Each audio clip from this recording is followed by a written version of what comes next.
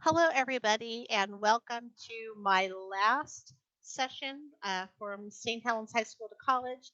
This is moving forward. This is all of the other stuff that didn't fall nicely into one of the first eight categories. So, once again, my name is Alwyn. I use she, her pronouns. I am a senior at Portland State University. I'm currently a math major with a secondary education minor. I am graduating in 9 days with my bachelor's degree and starting graduate school 8 days after that. At the high school, I work primarily as an Avid tutor in the Avid classrooms. I also work in the Learning Lab, which typically happens after school, but has been happening virtually since the shutdown last March. I also work academic events like the Intercessions and Coco and Cram, and I volunteer my time as an Aspire mentor, helping students who are college minded find success in high school and getting to college successfully. So, like I said earlier, this is the last video that I'm going to be recording. Look at all these topics we've covered. We've covered time management, organization, self care, summer to dos, week one of the term, getting involved on campus, finding resources on campus, and tracking your degree progress. So, this week, you're officially a college student. Now what? So here's the list of the things that I'm going to cover. I'm going to talk about academic email etiquette, another plug for annual advising. We're going to touch on FAFSA, OSAC, and Oregon Promise Grant. Talk about college-specific scholarships, transferring to a four-year university, building relationships with instructors in your major or content area, choosing a major or minor, and then some miscellany that I just couldn't find a category for. So we're going to talk about academic email etiquette. So I am a student. I've been a student for 5.5 years. But this year, I've had the opportunity to actually work with a class of college freshmen as a peer mentor, where I'm actually providing class assignments and grading and working almost in an instructor type capacity partnered with a faculty partner. So a lot of this information is from my academic experience as both a student and as someone who is seen as an instructor of sorts. So there are several things you should be mindful of when you are sending emails to instructors. First thing I want to point out is the language and tone of the email. We have spent the last year in a pandemic, and our primary way of communicating with professors has been email. Um, there are certain things that are hard to connect through an email, like when someone's joking versus when someone's being serious. Sarcasm is often something that's hard to detect in an email because you don't have the tone of the voice. You don't have the body language to tell you if someone is just being sarcastic or if they're being serious. So language and tone are very important. And it's the difference between hello, Professor. I wanted to write today and ask you about the class that I missed last week versus, hey, I didn't make your class on Tuesday. What happened? So you can see one is very combative and very aggressive, and the other one is very professional. These college professors have um, done a lot of work to get to the level they're at, and they demand your respect. So when you're sending an email to your instructors, you should be respectful. Also, be mindful of the day and the time when you send an email. Professors typically are not required to respond outside of their working hours or on holidays. So if you happen to remember Saturday night that you had a question about an assignment and you email Saturday night, do not send another email on Sunday saying you never got back to me, because technically speaking, that instructor does not need to respond to you until Monday. And most instructors will put in their syllabus. I usually have an X number of days turnaround for communications or X number of hours. Most of them, it's a 1 to 2 day window. So um, you don't want to be bombarding an instructor with email over and over and over again. Be mindful of when you're sending them and give them time to respond. Also, ask questions. Don't tell them. Um, Asking for help as opposed to saying, you need to help me. Again, it's very subtle differences, but it's the difference between being respectful and being demanding. So, again, being mindful of that language and that tone. From personal experience on both sides as the student and the instructor, keep every email you send to an instructor, especially if you're requesting an extension or you've made some sort of agreement outside of the parameter or scope of the class. I had a situation, and I'll be sharing that on the next screen, where I had given a student an extension and had forgotten about it because I hadn't saved the note.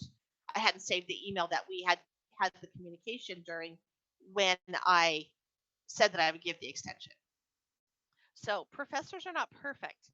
And, they are probably managing 3, 4, 5 classes. And for some professors, that may be 100 students per class.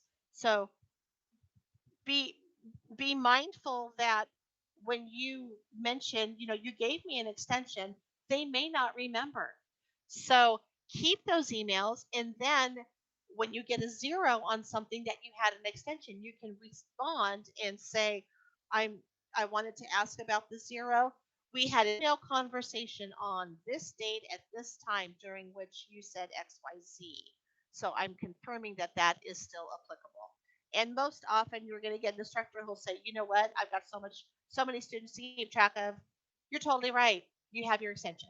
So it's not going to be a difficult experience, but uh, make sure you keep everything so that you have that to go back on if something goes wrong. And then if you're sending an email to an instructor and then they reply to you, reply back to them. It's a lot easier for instructors to follow the chain of thought if it's one giant email thread rather than individual emails sent a week apart.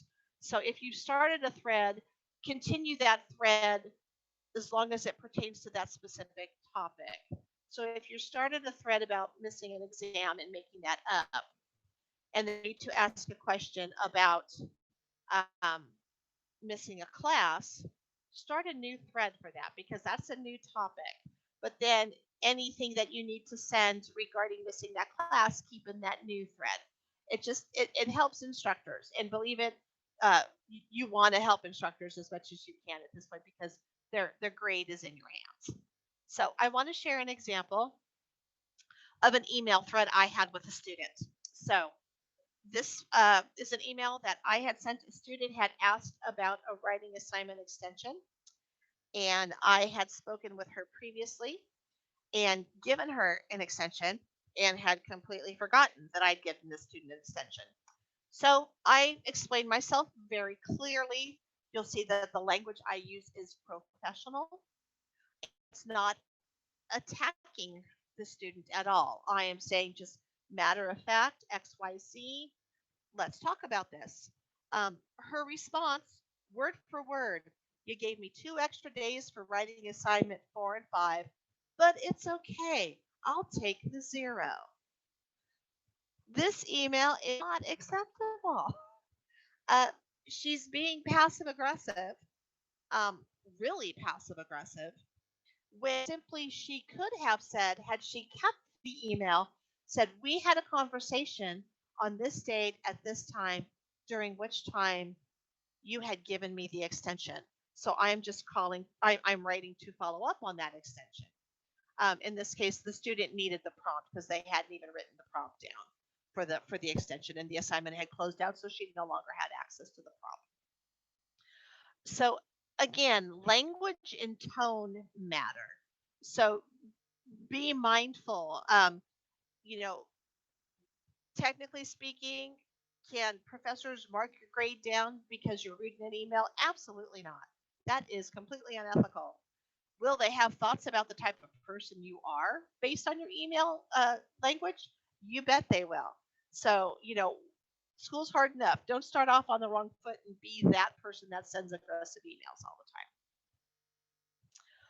Also, I reached out to one of my math professors and to let her know that I was doing this video and asked her if she had any tips she wanted me to pass on to college bound students. And so here's four things that she wanted me to pass on.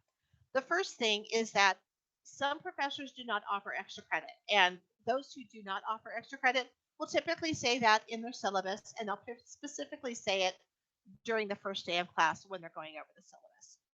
If you have a professor that does not offer extra credit, do not ask them for extra credit. They've told you they're not going to give you any, so why ask and aggravate the situation? Um, you can also ask for an extension on assignments. I've done this a handful of times this term because this term's been a really hard one for me to. Um, but just remember, you ask doesn't mean you're going to get one. Professors are under no obligation to give you extra time for anything. So you can ask, but expect the answer to be no and plan on getting the assignment done and turned in on time. And then if you give that extension, that gives you a window. Most professors understand that life happens and there are things that happen out of our control. For instance, the math professor that I spoke to when I asked about these suggestions that she provided shared a story where she knew somebody who was in school and lost both grandmothers within a 2 week period. So asked for time off because a grandmother died, and then a couple weeks later asked for time off again because the grandmother died. And the professor was questioning because, same excuse twice in a row, even though technically, it happened and it is possible that something like that could happen. Um, don't be asking for extensions on everything because at some point, professor's just going to tell you no. And then again, you've created an image of yourself in your professor's mind.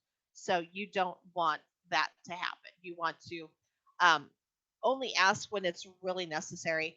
And what I typically do when I'm wording that email is I would like to ask for an extension, state the reason why, state I am hoping to take time on um, Thursday, Friday, and Saturday to work on this assignment to get it turned in. However, I'm concerned that with whatever XYZ is that's going on, I may not have the time to complete it. I would appreciate it if you would be able to offer me an extension. So again, you're asking for the extension. Don't tell them I need an extension. Again, language, tone. Also, if you miss points on an assignment and you don't know why, when you go to the professor to ask why, don't ask simply, why did I miss this point? Ask them, what could I have done differently? Show the professor that you're not so much concerned with missing a point as you are, where did my learning break? And what piece of learning can I take away from missing this problem? So that demonstrates that you're not just there for the point. You are genuinely concerned about what it is you were supposed to learn, that there's a gap somewhere. And then lastly, grades are updated as soon as work is graded. Most professors will grade the work as it comes in. Uh, there are professors that will not post grades until all assignments have been graded and they release everybody's grade at the same time. There are professors who will grade work and like really fast. This particular math professor, I turn in an assignment and 20 minutes later I have a grade on it because that's just how she is. She grades the minute she gets it because then it's not something hanging over her head. But there are professors who wait. So don't email your professor asking what your grade is. Also, if a professor is running late on grading, say something has come up in their life and they um, have had to take time allocated for grading and put that energy somewhere else, they will usually send you an email or send the class an email. Um, Hi, I'm working on grading your exam one. Something has come up and I'm going to be gone for 2 days. I'd hope to have the grades updated by Thursday. I'm shooting to have them updated by Sunday. Most professors will do that. My rule of thumb, if 2 weeks have passed since the due date, not since the date you submitted, but since the due date of the assignment, I reach out to professors and I ask. But again, I ask. I don't tell them I need to know my grade. I ask, have you had a chance to grade my assignment? I see it's been 2 weeks since the assignment was due, and I haven't seen the grade posted, so I just wanted to check. Language, tone, respect. Okay, let's transition to advising. I've plugged in advising in several of my videos, but last plug, check in with your advisor once a year. Make sure you're on track to earn your degree and make sure the classes you're taking or the classes you plan to take that term or the next year satisfy a requirement and make sense for you to take those given your path. If you need a lot of psychology classes, you don't want to take a lot of creative writing classes. That doesn't make sense for your career path unless you wanted to shell out the extra money and take longer to get your degree. If that's what you want to do, then go for it. But advisors will help you find those areas where you can streamline your class schedules. And then develop a relationship with your advisor. Some advisors also end up being content area professors. My two math advisors have also been teachers for me. And as a matter of fact, next fall I am mentoring one of their lower level undergrad classes. So these are people that you're going to run into, especially in your content area. So start developing those relationships with your advisors. And they are experts in your content area, so utilize them. That's why they're there. Now let's talk about FAFSA, OSAC, and the Oregon Promise Grant. These must be completed every year that you're going to college. Oregon Promise grants specifically if you're going to a community college. So FAFSA and ORSA. ORSA is for undocumented workers. They open October 1st. There is no close date, but you have to have it open before you can apply for scholarships. So complete it as soon as you can. OSAC opens on November 1st. The early bird deadline to be eligible for a $1,000 scholarship drawing is February 15th. The final deadline is March 1st. The Oregon Promise Grant application opens the same day that the FAFSA and ORSA applications open, and it closes on June 1st. So, seniors, if you are planning on attending a community college in the fall after you graduate and you want to utilize the Oregon Promise Grant, you have an 8-month window to apply for that. So, mark those dates on your calendars.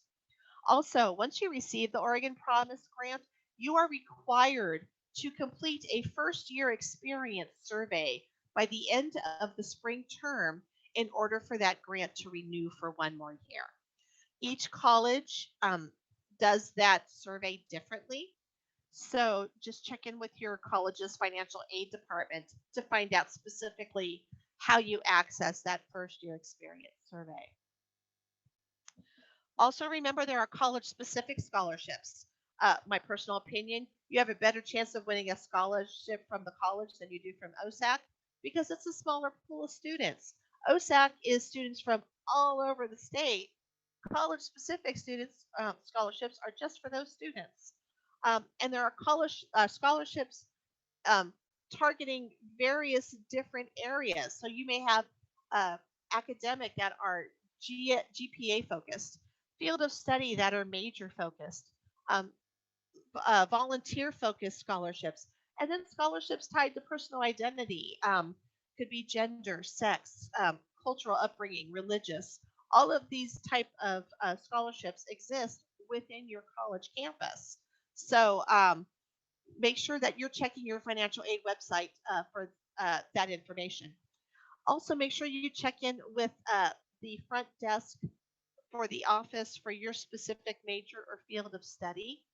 Often, outside companies have scholarship opportunities that they will send to department heads at colleges, and then those department heads send emails out to the students that are signed up with that major.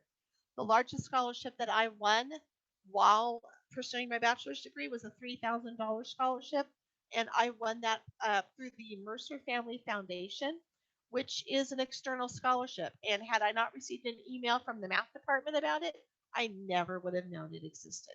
So definitely make sure that you check in with your field of study departments to see if there are scholarship opportunities for you. And if the department sends you emails about scholarships, check every single one. You may not have all the qualifications for the scholarship, but if you do, make sure you apply. And then each college does their scholarship application process differently, so you'll want to check your school's website for open and close dates. Now let's talk. I'm talking specifically to those students who are in community college, but also students who may be attending a 4 year and may be transferring to a different 4 year university. I recommend as soon as you know which university you want to transfer to, check the major requirements at that university. Most of the general education requirements, though, can be completed at the community college level. Tuition's less expensive, and you'll find that campuses are typically smaller, and your class size is typically smaller. I've had psychology classes at the community college that had 30 students in them, and I've had 100 plus students in psychology classes at PSU. So if class size matters, especially in those general education requirements, tackle those at the community college level. You want to make sure that your community college credits transfer to your 4 year institution. Um, some won't. So you don't want to take a class at a community college if you know you're going to have to take the exact same class at the 4 year. And also, you don't want to take a class at the 4 year and then find out later that it doesn't count because you took something similar at the community college level. That happened to me. I had a psychology class that I was told I needed for my minor because I was originally a psych minor. And I took the class. And then when I checked my degree progress, it showed that I earned 0 credits for that class. And it's because the 2 introductory level psychology classes I took at PCC satisfied that one class. So that term, I basically threw money away on 4 credits. So definitely make sure that what you're taking at the community college transfers. And I would advise you to schedule an appointment with your content area advisor at that 4 year institution. I wouldn't schedule it if you've still got if you're just starting community college and you know you want to go to a 4 year. I wouldn't email them your first day at community college, but I would definitely email them maybe winter term before you graduate and get your associates and just introduce yourself. Hi, my name is Alwyn Mangatton, and I am finishing up my associate's degree at Portland Community College. I'll be starting at Portland State University in the fall as a math major and would love the opportunity to come in and discuss the requirements for the math degree. Would it be possible to schedule a meeting with you? And again, notice professional, respectful language and tone. But yeah, it makes sense to establish those relationships early on. I met with my content area advisor actually winter term before I graduated from PCC. I actually had a meeting. We talked about requirements. We talked about master's programs so I could get an idea of what that would look like if I wanted to move forward with another math degree. So it's never too early to start making those connections at the 4 year university level. I also want to encourage you to build relationships with instructors in your major. You may find that you see the same instructor for multiple classes. For me, I've had the same math professor for 5 classes at PSU. He was a phenomenal instructor. It actually made me feel like I was competent in math, even when I didn't. So, shout out to Dr. Kaufman at Portland State University. You rock. Um, they also make great recommendation letters for academic scholarships. And the more classes you have with those same instructors, the more familiar they are with your academic ability. And that you can also request recommendation letters for graduate school, employment, or if you're applying for positions on campus that require recommendation letters. You will find that instructors are willing to help you um, move yourself forward. So start building those relationships as soon as you start taking content area classes. I wanted to do a side note on websites like Rate My Professor. These are websites where students can go and rate their instructors. Don't believe everything you read. Generally, and this is not just Rate My Professor, but generally speaking, people report unfavorable experiences more often than they report positive ones. You can look at Amazon and see how many negative reviews things receive compared to positive ones. And that's true. I think that's nature. We want to yell when something's wrong, but we don't necessarily celebrate when something's right. So when you're looking at these reviews, just remember that they are based on individual experiences, but not your experience. I've taken classes with highly rated instructors on Rate My Professor who were terrible instructors for me. My learning style did not mesh with their teaching style. And then the exact opposite. I've had poorly related instructors who were amazing for me. So, again, just remember that these ratings are based on very individual experiences and they're not your experience. Now, I want to talk about declaring a major and a minor. So, if you're watching this and you're college bound in the fall and you already know what you want to major in, that's awesome. Congratulations. However, be open to changing your mind if something comes along um, that changes your worldview or changes the way you look at things. I was a psychology major when I started school, and my work in the Avid classroom and at the high school made me realize that I wanted to teach high school math. So I changed my major. Um, Theoretically speaking, I could technically change it back or change it to something completely different. You may have 5 or 6 different declared majors before you actually graduate, and that's okay. Um, just don't fixate on something and then ignore opportunities that may present themselves to you. Also, about a minor, you don't have to have a minor. Sometimes while you're pursuing your major, one will become obvious. When I switched from psychology major to math major, I added a psychology minor because I had a lot of psychology credits, and I wanted to see them go towards something other than just the credits I needed to graduate.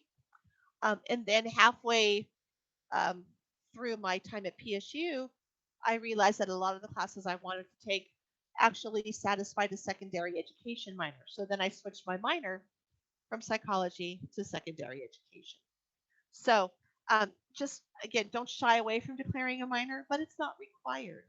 Also, declaring a minor doesn't mean that you're going to have to spend more time in college.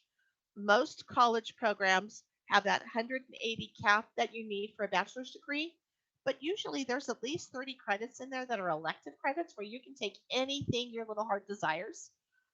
Why not take classes in a secondary field that interests you, or maybe something that ties to your major? Um, that can satisfy a minor requirement. Um, be open to that. And then for those of you who are sitting there and saying, "Oh, and I just have no idea what I want to do," you're not alone. A lot of people don't go to school with a declared major. Focus on your general education requirements, and then take electives. You'll figure out your passion, and you'll find your major at some point down the road. And just the last few things that fit into absolutely no other category. If your school offers a locker, get one. I spent $75 last year for a locker for 3 terms, fall, winter, and spring. I was able to keep books in there when I had more than one class on the same day. Rather than lugging around a backpack full of stuff, I was able to store some of my class materials in a locker. I also kept weather gear in there. You never know when it's going to pour down rain. I'm looking outside right now and it's sunny.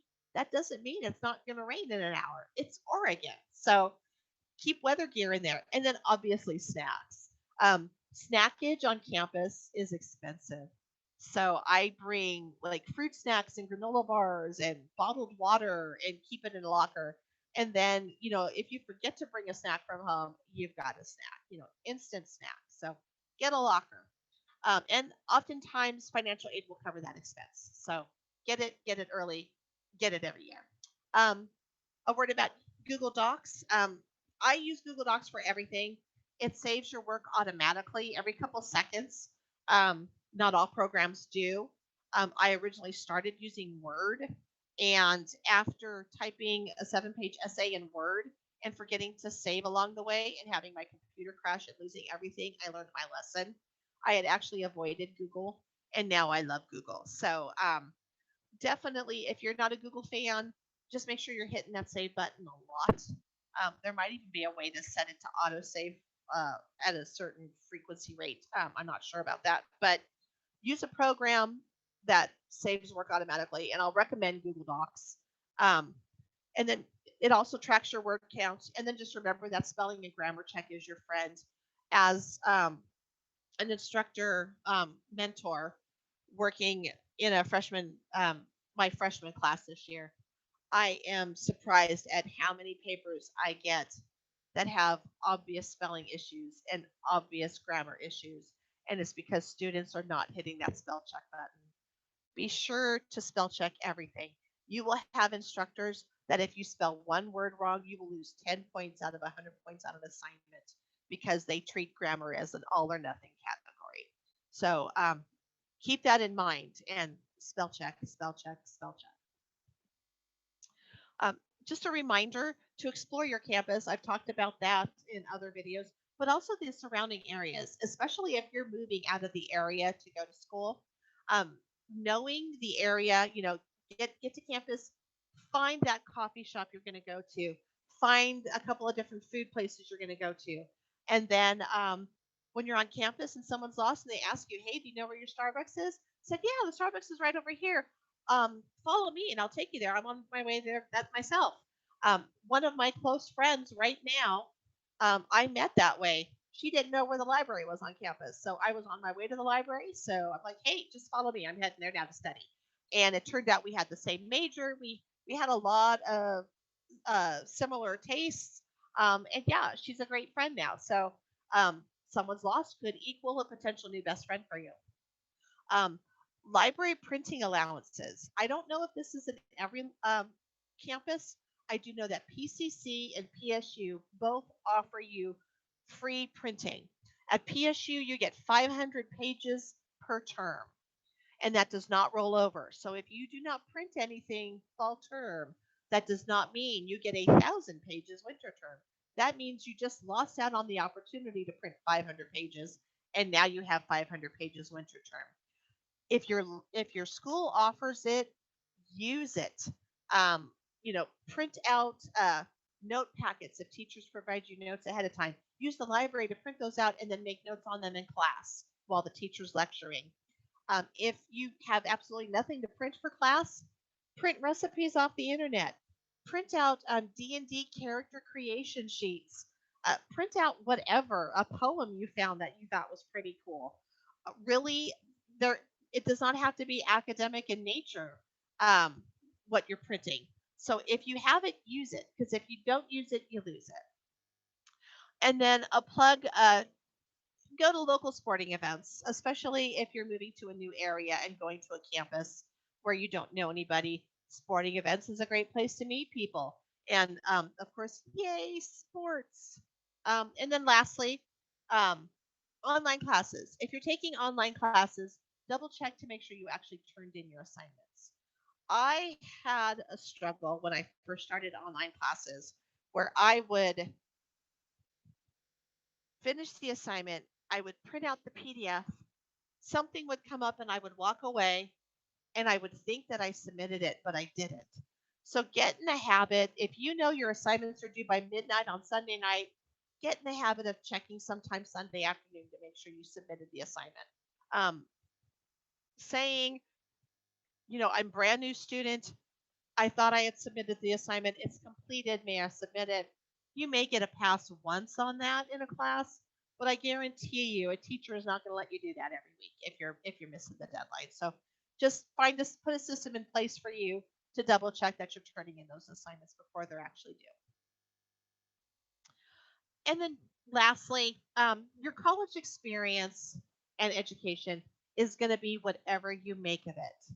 So it could be an amazing experience or it could be a horrible experience. A lot of that is within your control. So keep that in mind.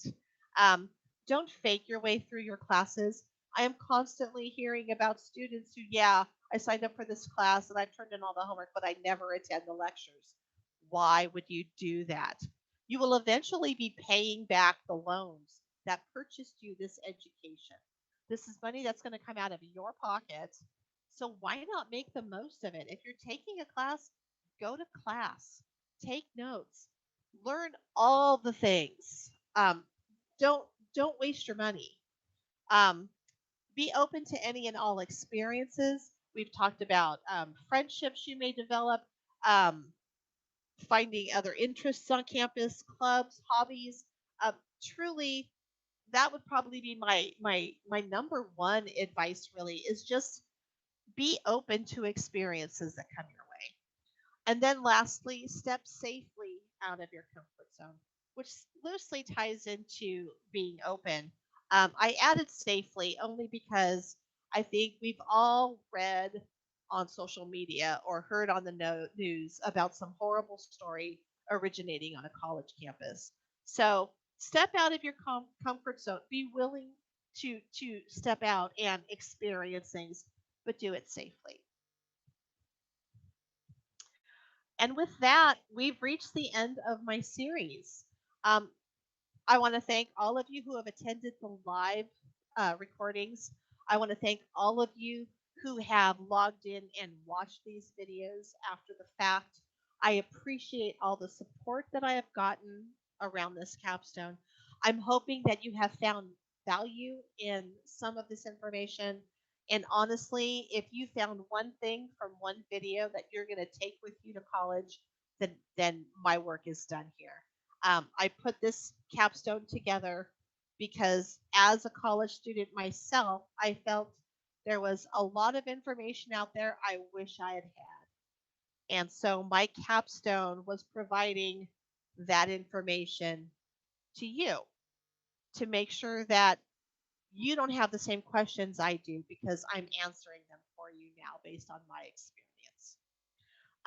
I have created a website where all of these videos are being uploaded. This video will be uploaded in the next several days, and then all of the videos will be there. The website is there. Um, for those of you watching, attending St. Helens High School, I will be sharing that link with the teachers. And again, this is in 2021. So if you're watching this video in 2027, your teachers are not getting a link. But this website is here. It'll be here forever.